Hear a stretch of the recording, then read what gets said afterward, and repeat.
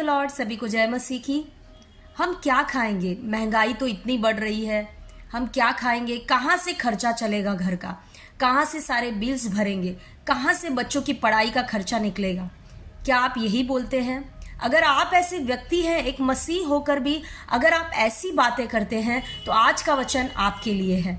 मत्ती की किताब 6 अध्याय में यीशु मसीह चिंता के विषय में बात कर रहे हैं और 6 के 31 वचन में यीशु मसीह कह रहे हैं, इसलिए तुम चिंता करके यह ना कहना कि क्या खाएंगे, क्या पिएंगे या क्या पहनेंगे।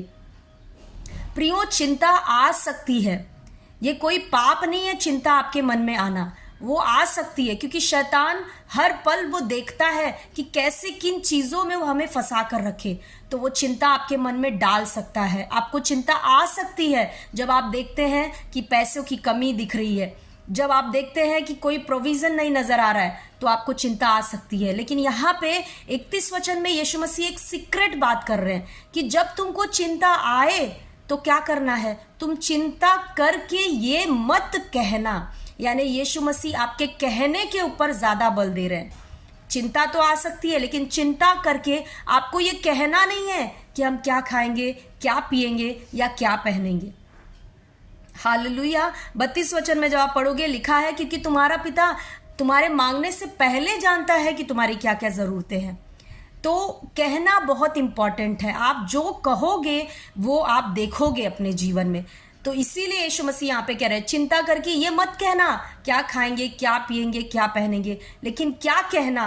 दाऊद की तरह भजन संहिता 23 में लिखा है, दाऊद ने कहा, यहोवा मेरा चरवाहा है, मुझे कोई कमी घटी नहीं होगी। भजन संहिता 34 के पहले वचन में दाऊद कहता है, मैं निरंतर यहोवा को धन्य कहा करूंगा, उसकी स्तुति मेरे मुख से निरंतर निकला करेगी। तो जब चिंता आए तो ये मत कहना कि मेरे घर में कमी घटी है, मेरे पास चीज़ें नहीं है, मैं कैसे हम खाएंगे, क्या पिएंगे। चिंता आए तो ये कहना, यहोवा मेरा चरवाहा है, यहोवा धन्य है, उसके नाम को मैं धन्य कहूँगी। मेरा परमेश्वर धन्य है, वो पक्षियों को खिला सकता है, वो जंगली पौधों को कपड़े पहना सकता है, तो वो मेरी भी चिंता करता है। हालेलुया। आपके कहने के ऊपर सब कुछ डिपेंड करता है। आपको चिंता आती है तो अगर आप धरती की चीज़ों को जो दिखाई दे रहा है वो कहोगे तो आप वही देखोगे। लेकिन अगर आपको चिंता आ रही है और आप परमेश्वर को देखोगे, आप परमेश्वर की महानता को देखोगे, तो परमेश्वर को आप अपने जीवन में काम करने का मौका दोगे। आप जिस चीज़ पे फोकस करोगे वो चीज़ बढ़ती जाएगी, बड़ी होगी। अगर आपका फोकस परमेश्वर है तो परमेश्वर आपके जीवन में बड़ा दिखेगा और परमेश्वर के काम दिखेंगे। God bless you all. आमीन।